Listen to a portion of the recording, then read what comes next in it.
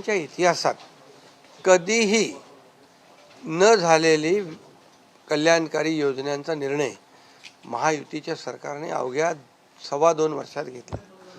हा इतिहास आहे आणि या योजना महाराष्ट्राच्या इतिहासामध्ये सुवर्णाक्षराने लिहिल्या जातील.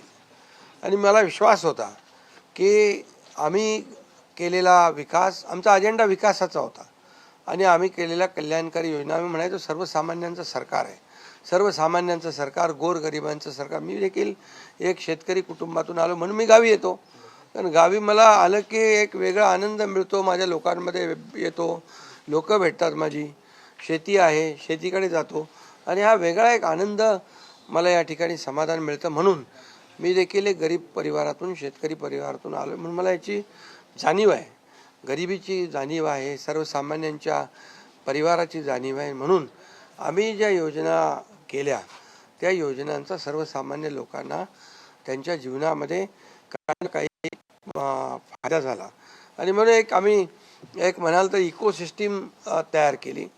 प्रत्येक परिवारातल्या माणसाला, मग त्याचा मुलीचा जन्म झाला, मुलगी असेल, लाडकी बहीण असेल, लाडका भाऊ असेल, युवा प्रशिक्षण स्टायपंड आणि शेतकऱ्यांच्या योजना, या सगळ्या म्हणजे लाडकी बहीण, लाडका भाऊ, लाडका शेतकरी, लाडका ज्येष्ठ, हे सगळे आमचे जे आहेत, ह्या सगळ्या साठी आम्ही केल्यानंतर लोकही म्हणायला लागले आपलं सरकार लाडकं सरकार. आणि मला विश्वास होता की या निवडणुकीमध्ये प्रचंड यश मिळेल.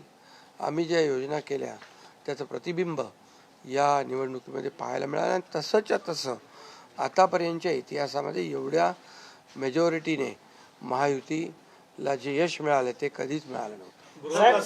खूप मोठ्या प्रमाणात अशी मागणी आहे की तुम्ही मुख्यमंत्री व्हावं, अशा प्रकारची खूप मागणी आहे.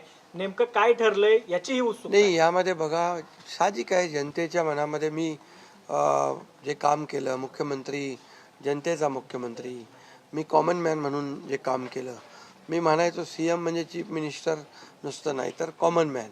आणि कॉमन मॅन समजून मी काम केल्यामुळे कॉमन मॅनच्या ज्या अडचणी आहेत, दुःख आहेत, ती मी समजून घेऊन सोडवण्याचा प्रयत्न केला. त्यामुळे साहजिक आहे लोकांची भावना.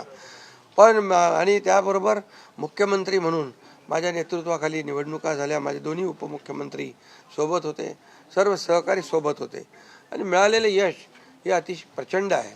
आणि यामध्ये मी म्हणूनच याच्यामध्ये कोणाचाही संभ्रम नको म्हणून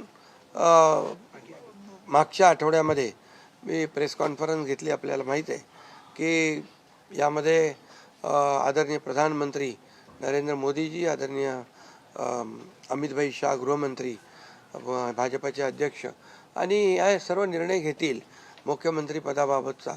तो मी सांगितलं, त्याला पूर्ण शिवसेनेचा पाठिंबा आहे.